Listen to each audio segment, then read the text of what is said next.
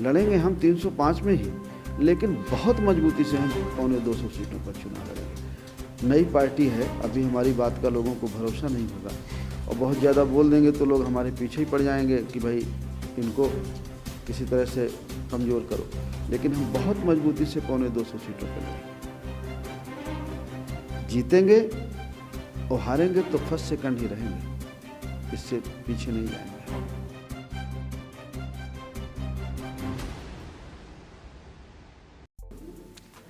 देश के सबसे बड़े प्रदेश उत्तर प्रदेश में सत्ता का महासमर धीरे धीरे अपने चरम की ओर बढ़ रहा है। कोरोना संकट को लेकर हो सकता है कि कुछ तब्दीली चुनाव आयोग करे और कुछ दिन के लिए चुनाव बढ़े, लेकिन फिलहाल सभी पार्टियां ये चाहती हैं कि चुनाव समय पर हो और ऐसे में राजनीतिक गतिविधियां भी तेज़ी से उत्तर प्रदेश में बढ़ रही हैं। सभी दल अपनी नीतियों को लेकर जनता के बीच जा रहे हैं। उत्तर प्रदेश में इस बार का चुनाव कुछ नए समीकरणों को लेकर सामने आ रहा है। जन अधिकार पार्टी ने तेजी से अपना दायरा बढ़ाया है पूरे प्रदेश में और पांचवी ताकत अगर आप कहें कि जो दल पुराने जो दल हैं यूपी में, जो सक्रिय दल हैं जिन्हें हम BJP, Samajwadi party, Bahujan Samaj party, Congress के रूप में जानते हैं, उसके बाद इन चार दलों के बाद तेज़ी से जो बढ़ता हुआ दल दिख रहा है वो जन अधिकार पार्टी है। हालांकि इन पुराने दलों में कई दल ऐसे हैं जो अब हाशिए पर जाते हुए दिखाई पड़ रहे हैं।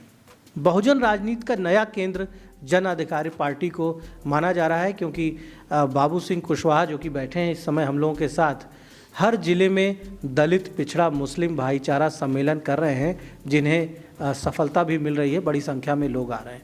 कुशवाहा साहब, बहुत बहुत स्वागत है आपका द इंडियन ओपिनियन में। धन्यवाद, नमस्कार। आपका जीवन भी संघर्षों से भरा रहा है और आपने जीवन में तमाम उतार चढ़ाव भी देखे। जिस सरकार में आप कैबिनेट मंत्री थे उसी सरकार में ऐसे आरोप लगे कि जेल भी जाना पड़ा आपको, तो कभी हिम्मत नहीं टूटी आपकी? नहीं, हिम्मत नहीं टूटी। थोड़े समय के लिए तो थोड़ा विचलित मैं हुआ, लेकिन उसके बाद मेरे अंदर से बहुत मजबूती आई और आप ये कह सकते हैं कि ऊपर वाले का आशीर्वाद, स्नेह और जो मेरे साथी थे, जो मेरे समर्थक थे, आप सब लोगों का भरपूर स्नेह मिला, मुझे सहयोग मिला और आज मैं दूनी ताकत से लोगों के बीच में हूँ। और जेल में ही हम लोगों ने जन अधिकार पार्टी का गठन किया और फरवरी 16 से निकलने के बाद हम लोगों ने जनसंपर्क यात्रा की शुरुआत की। हर ज़िले में मैं एक रात रुका, 75 ज़िलों में 75 दिन का प्रोग्राम रहा और बीच बीच ब्रेक करके रहा। ये यात्रा हम लोग पूरी कर पाए लगभग 5 महीने में और पूरे प्रदेश में गया। 611 जगहों पर छोटी बड़ी जनसभाएं की, लोगों का हाल चाल लिया। जो मेरे ऊपर आरोप लगे थे वो ऐसे आरोप थे आप लोगों के मीडिया के माध्यम से, चैनल के, अखबार के माध्यम से, कि वो एक जगह से कहे नहीं जा सकते थे। तो मैं ज़िले में जा कर के मैंने अपनी बात कही, लोगों को बताया और लोगों का पूरा स्नेह मिला, प्यार मिला। बाकी सारी चीज़ें आपके सामने। राजनीतिक लोगों के लिए जेलों के जो दरवाजे हैं उनसे बड़ा मेल उनका रहता है और सियासत में कब किसका समय बदल जाए कुछ कहा नहीं जा सकता। जो दोस्त हैं वो दुश्मन बन जाते हैं, जो दुश्मन हैं वो दोस्त बन जाते हैं। कभी आप जहां सत्ता के शिखर पे हों वहां कब आपके खिलाफ कौन सा मामला सामने आ जाए और आपकी यात्रा जेल या अदालत की ओर हो जाए, ये आप कह नहीं सकते। खैर, कुशवाहा साहब, जेलों का जो जेल का एक संघर्षपूर्ण दौर था इनका, उसके बाद बाहर 2016 से ही जनता के बीच में सक्रिय हैं और हमारे देश के कानून, हमारे संविधान, हमारी न्यायपालिका का भी ये मत है कि जब तक किसी को किसी दोष में, किसी अपराध में सिद्धि ना हो जाए, स्पष्ट ना हो जाए कि ये गलती, ये अपराध किसी व्यक्ति ने किया है, तब तक हर व्यक्ति हमारे सिस्टम में निर्दोष है। और आपने अपनी बात जनता के बीच रखी तो लोगों ने समझा और लोगों का समर्थन भी आपको मिल रहा है। इस बार का जो चुनाव है उसको आप किस रूप में देख रहे हैं? बसपा से एक थोड़ा सा अलगाव लोगों में दिख रहा है। बसपा जिसमें आप थे, जिस दल को आप लोगों ने खड़ा किया था, उस दल का परफॉर्मेंस इस बार विश्लेषकों का भी मानना है कि उतना अच्छा नहीं रहने वाला है। देखिए, बीएसपी को जो मानवर कांशीराम साहब ने बनाई, बाबा साहब अम्बेडकर की विचारधारा, महात्मा फुले की विचारधारा, फातिमा बेग की विचारधारा, सावित्रीबाई जी, छत्रपति साहू जी महाराज, इनकी सबकी विचारधाराओं को लेके मानवर कांशीराम साहब ने बहुजन समाज पार्टी का गठन किया। लेकिन कांशीराम साहब के जाने के बाद उनकी मृत्यु 2006 में हुई। 7 में चुनाव हुआ। अदर बैकवर्ड और मानवर कांशीराम साहब की जब मृत्यु हुई थी उसकी थोड़ी सिंपैथी बीएसपी को मिली और 7 में गवर्नमेंट बन गई बीएसपी की। उसके बाद जो बीएसपी नेतृत्व ने जो अपनी रास्ता जो उन्होंने बनाया, उस रास्ते में फुले शाहू अम्बेडकर की या पेरियार की या गाड़गे की या जो भी महापुरुषों को लेके काशीराम जी चले, ना काशीराम जी की कोई जगह नहीं बची। जिस दलित के लिए, जिस मोस्ट बैकवर्ड के लिए, जिस माइनॉरिटी के लिए ये कहा गया कि जिसकी जितनी संख्या भारी उसकी उतनी हिस्सेदारी, हम सामाजिक परिवर्तन करेंगे, आर्थिक मुक्त का आंदोलन चला रहे हैं, सबको न्याय मिलेगा, सबको समानता का अधिकार मिलेगा, ये विचारधाराएं लगभग गुम हो गई। सर्वजन सुखाय और सर्वजन हिताय के हम खिलाफ नहीं हैं, लेकिन जो बीएसपी का जो मूवमेंट चलाने वाले दलित थे, आज अगर वो भी सभासद का या जिला पंचायत का टिकट मांगता है तो उसको बिना पैसे के नहीं मिलता है। अब उसको वहाँ जगह नहीं है। मैंने अपने कानों से सुना है, जो पुराने बीएसपी के मतदाता थे, लोग थे, साथी थे, कार्यकर्ता थे, नेता थे, वो कहते हैं कि जब आप हमारा टिकट 2 करोड़ में हमारे वोट का सौदा कर रही है, भाई टिकट का मूल्य तो तभी है कि टिकट के साथ 20,000 25,000 वोट है, तो सही मामले में जो पैसा मिलता है टिकट का वो उस वोट का मिलता है। तो वो कह रहे हैं कि जब हमारे वोट को बेच ही दिया जाना है और एक जने थोक भाव में बेच देता है, अब वो पैसा कहाँ जाता है पता नहीं, तो हम ही क्यों ना अपने आप को अपने हित के लिए यूज कर लें, हम ही क्यों ना पैसा ले लें। और आज वो दलित, वो पिछड़ा, ना तो बीएसपी में उसके लिए जगह है बिना पैसे की, तो वो भी निराश हो गया है। उसकी नज़रों से भी बीएसपी दूर होती जा रही है और वो धीरे धीरे मन बना रहा है। जैसे मैं कहूँ अपनी बात, तो आज भी जो हमने जन अधिकार पार्टी का गठन किया, जो हमारे पुराने साथी थे उनको लेके, हमारे साथ में बाबा साहब अम्बेडकर की, साहू की, फुले की, अम्बेडकर की और मानवर कांशीराम साहब की जो विचारधारा थी, उस विचारधारा के साथ हमने जन अधिकार पार्टी का गठन किया। जो काशीराम जी का नारा होता था सामाजिक परिवर्तन का, आर्थिक मुक्ति आंदोलन का, और जिसकी जितनी संख्या भारी उसकी उतनी हिस्सेदारी, उसी नारे के साथ हमने जन अधिकार पार्टी का गठन किया। ये नारा अभी भी लिखा हुआ है कि जिसकी जितनी संख्या भारी उसकी उतनी हिस्सेदारी। तो हम जो हमारे पुराने साथी हैं बीएसपी के, हम सबसे अपील करते हैं, और आपके माध्यम से भी करते हैं कि आप आइए हमारे साथ। जो बीएसपी मानवर कांशीराम साहब के समय में थी अब वो नहीं है। अगर आपको वो जगह देखना है तो वो जन अधिकार पार्टी में है, तो आप हमारे साथ आइए, आपको पूरा मान सम्मान मिलेगा, हम वेलकम करेंगे और आपको पूरी भागीदारी मिलेगी। और इसका असर हो रहा है, बड़े पैमाने पर हमारी जो सभाएं हो रही हैं, बड़े पैमाने पर हमारे साथी, खास करके जो शेड्यूल कास्ट के साथी हैं, बीएसपी के कार्यकर्ता हैं, वो बड़े पैमाने पर हमारे साथ आ रहे हैं और पूरा समर्थन उनका मिल रहा है। चूँकि बसपा की स्थापना से लेकर, शुरू से ही लेकर आप वो जो एक लंबी यात्रा हुई, जिस यात्रा ने बसपा को सत्ता के शिखर तक पहुंचाया, पूर्ण बहुमत की भी सरकार बनी, सोशल इंजीनियरिंग भी हुई, सभी वर्ग जुड़े, और एक ऐसा दौर आया जब बसपा के साथ कहा गया कि साहब अगड़े पिछड़े सब बसपा के झंडे के नीचे आ गए। सभी ने स्वीकार किया कि समाज में परिवर्तन होना चाहिए, सबके अधिकारों की बात होनी चाहिए।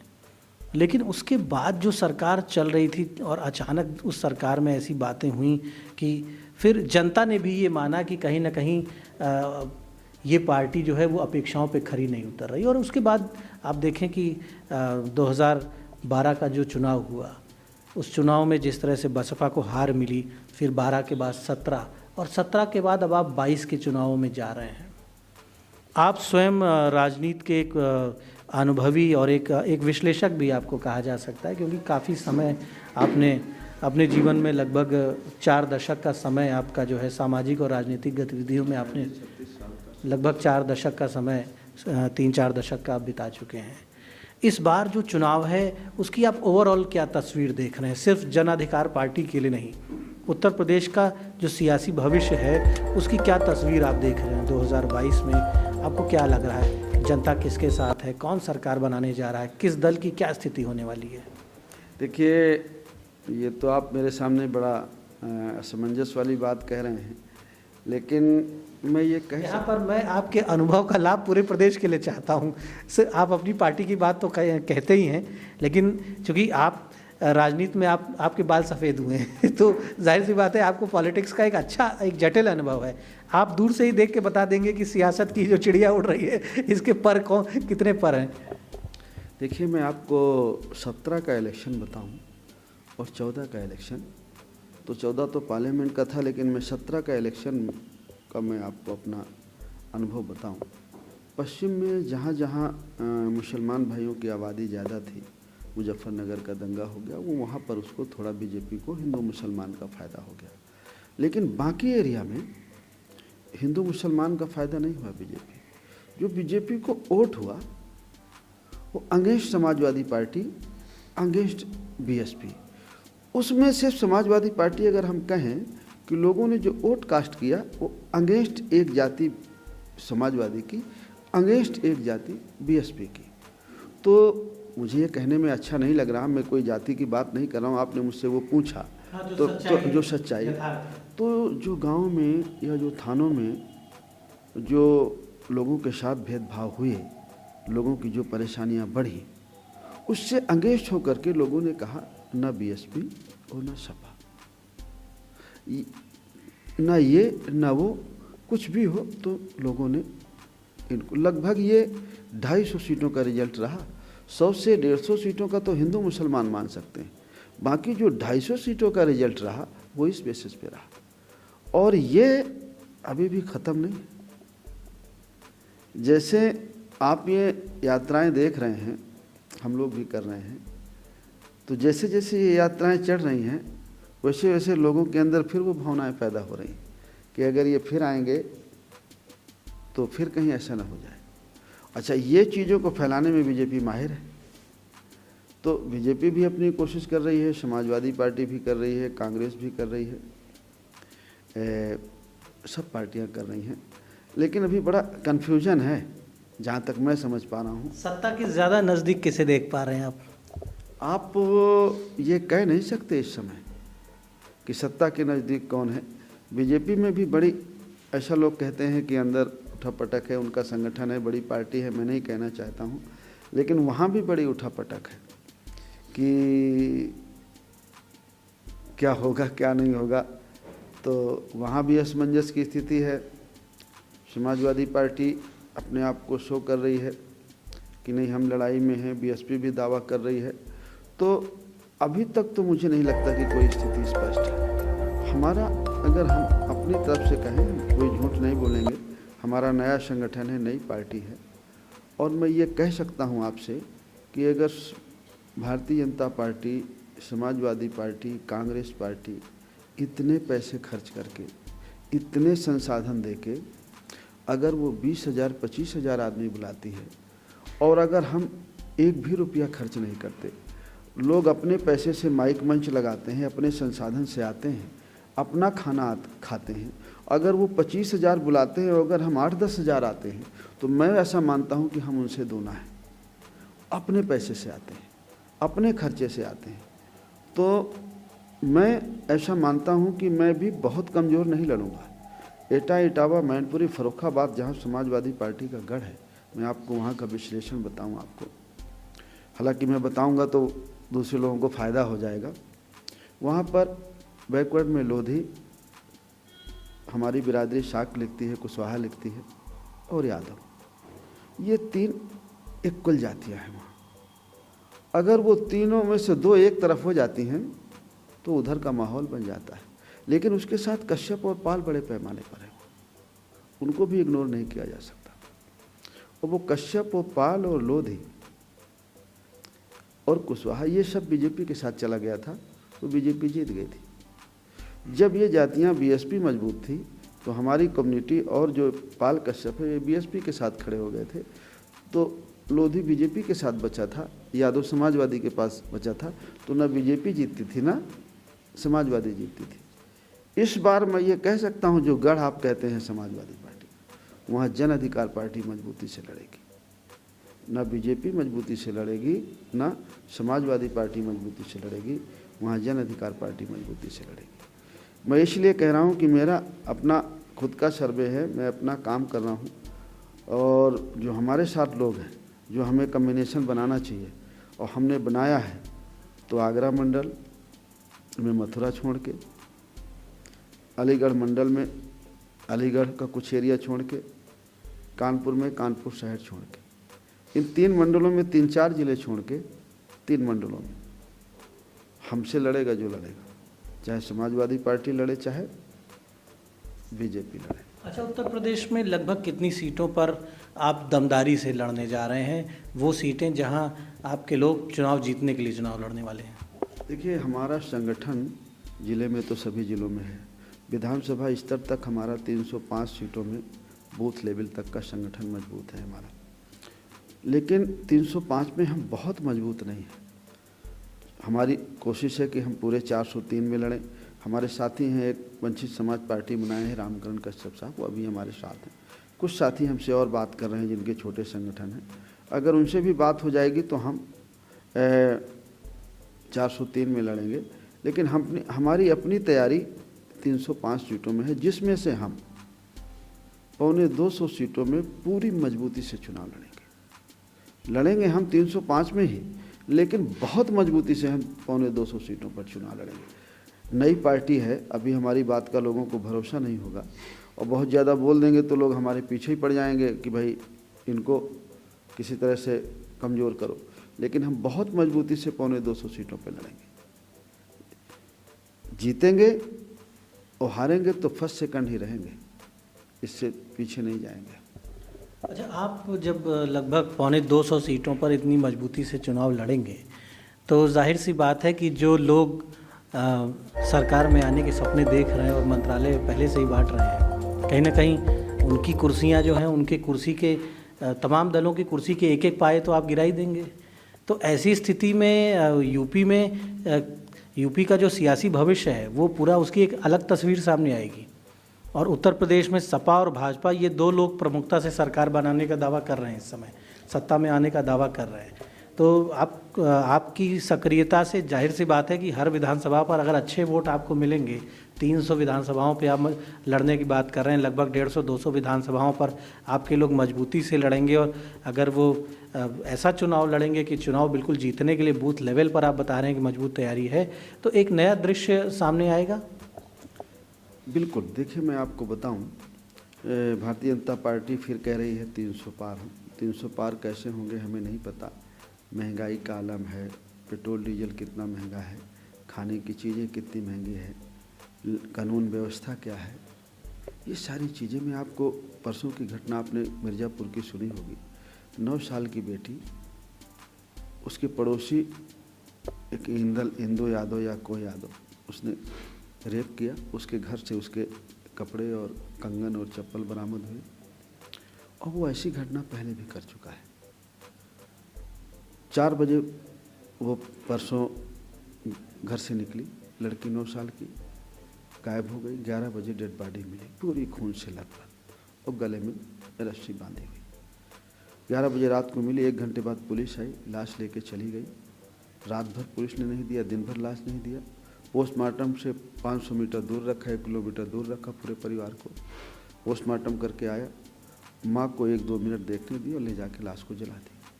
उस एरिया में छोटे बच्चों की लाश को जलाते नहीं हैं, गंगा में या पानी में विसर्जित करते हैं, लेकिन उसको जला इसलिए दिया गया कि उसका साबुत न मिले, नहीं तो पानी में दोबारा लाश मिल सकती थी, फिर से पोस्टमार्टम हो सकता था, दफनाते तो हो सकता था।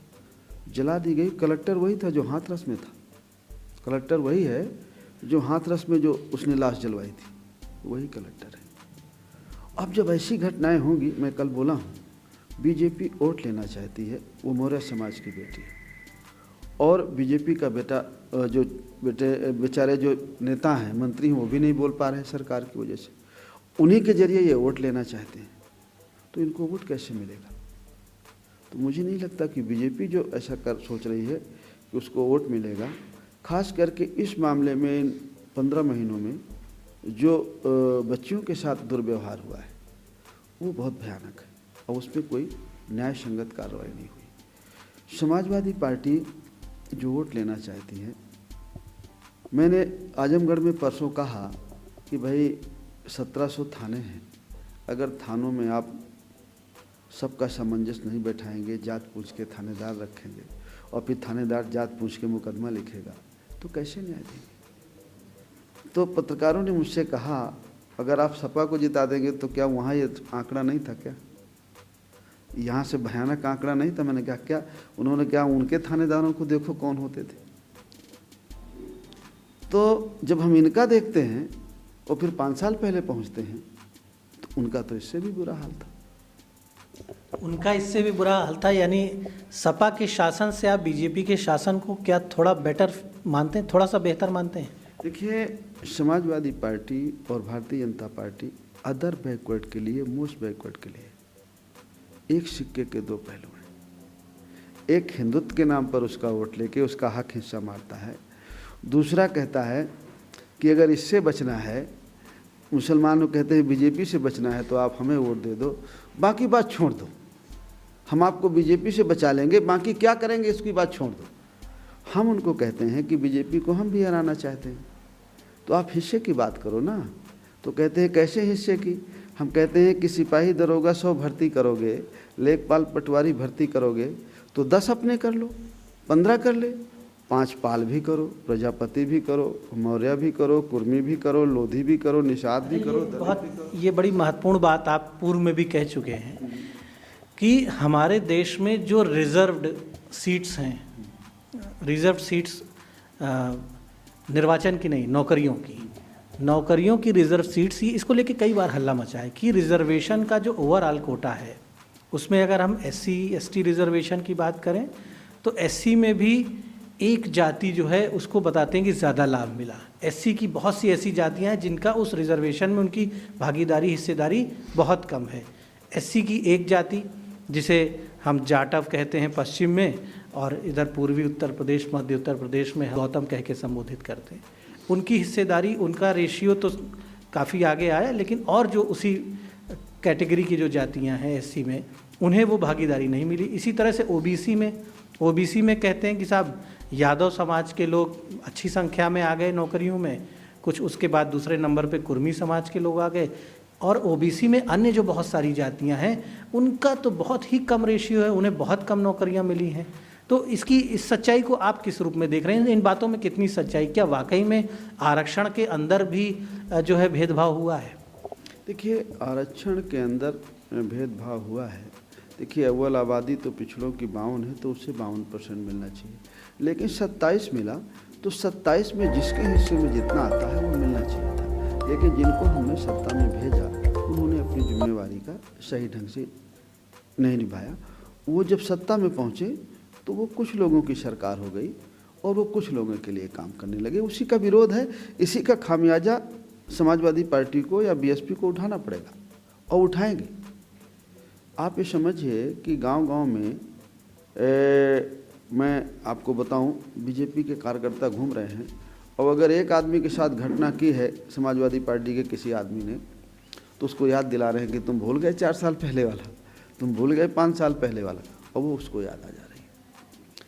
तो इसका खामियाजा उठाना पड़ेगा।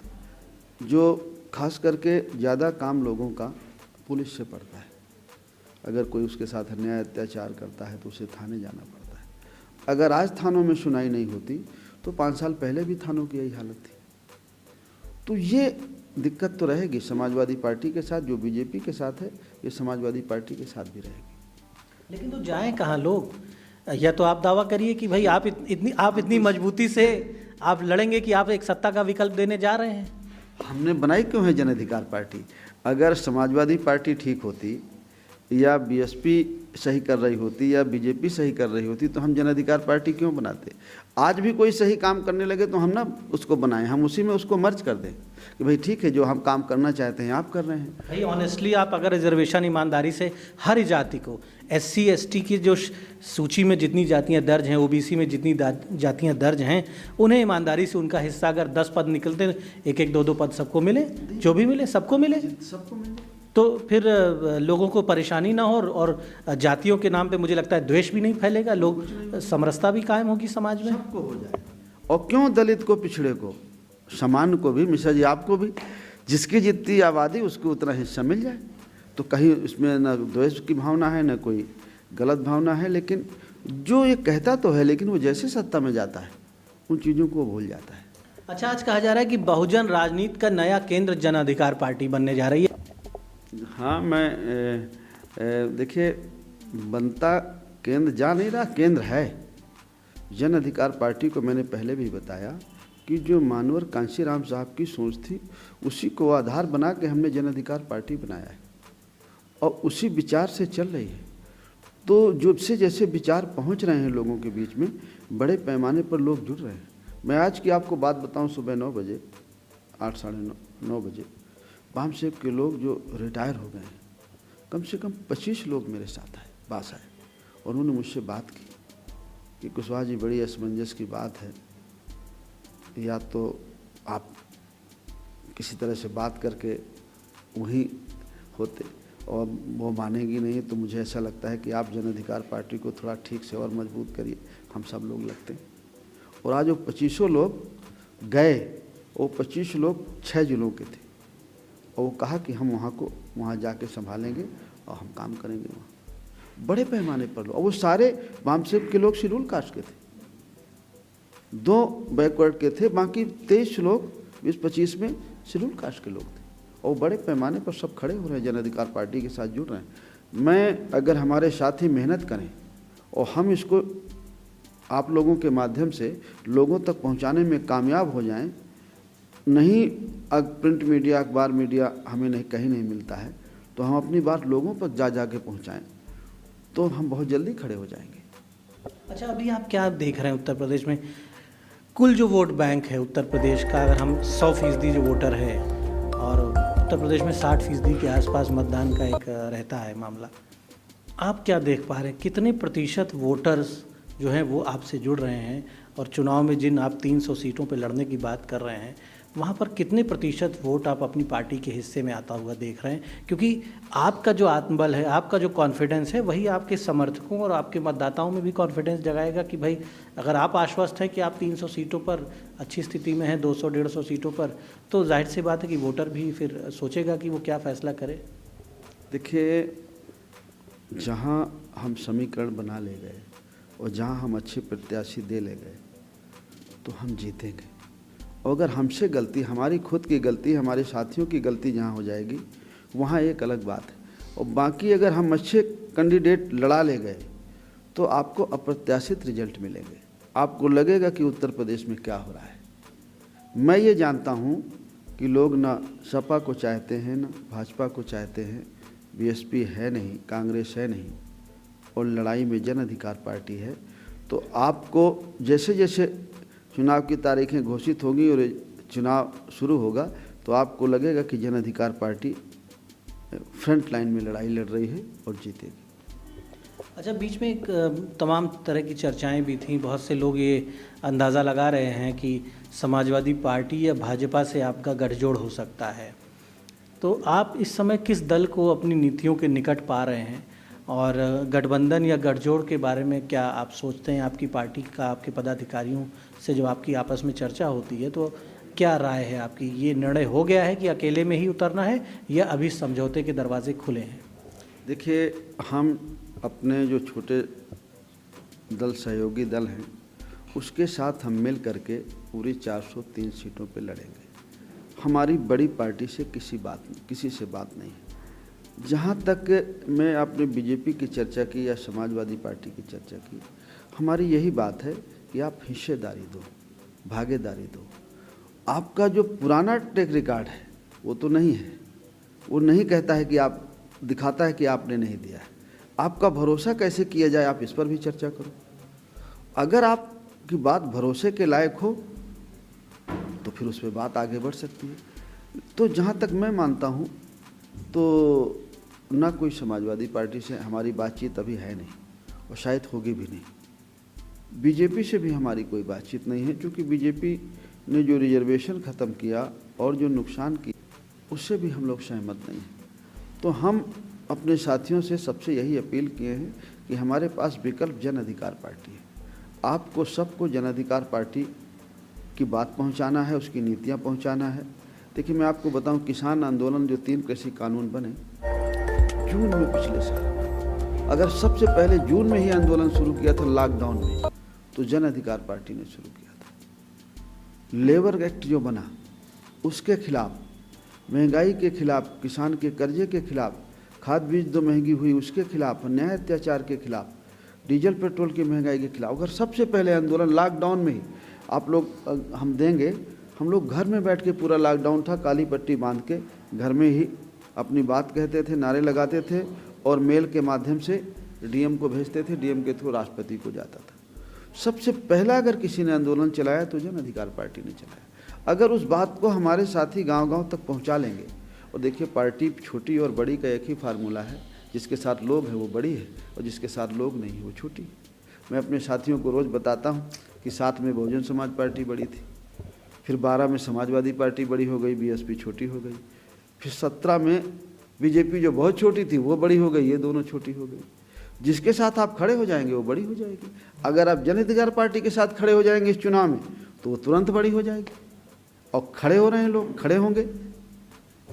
तो ये एक बड़ी बात है कि न कोई दल बड़ा है न कोई दल छोटा है। जिसे जनता का साथ मिल जाए, जनता का आशीर्वाद मिल जाए, वो कभी भी बड़ा और छोटा हो सकता है। और राजनीति में तो बस यही एक सिद्धांत कायम है कि जिसके साथ जनता है, जिसके साथ जनता का समर्थन है, वही दल सफल है, वही दल बड़ा है। जन अधिकार पार्टी के बारे में ये कहा जा रहा है कि बहुजन मूवमेंट जो काशीराम का था, जिसके दम पर मायावती कई बार मुख्यमंत्री बनी, अब जन अधिकार पार्टी उस मूवमेंट की कमान अपने हाथों में लेने की कोशिश कर रही है। और पूरे उत्तर प्रदेश में सभी 403 सीटों पर जन अधिकार पार्टी अपना नेटवर्क भी मजबूत कर रही है और अपने सहयोगियों के साथ अकेले चुनाव लड़ने के लिए तैयार है। जाहिर सी बात है कि 2022 के संग्राम में मतदाताओं का एक बड़ा हिस्सा जन अधिकार पार्टी की नीतियों से प्रभावित होकर यदि फैसला कुछ और लेता है तो उत्तर प्रदेश में सत्ता की तस्वीर भी कुछ और होगी। धन्यवाद।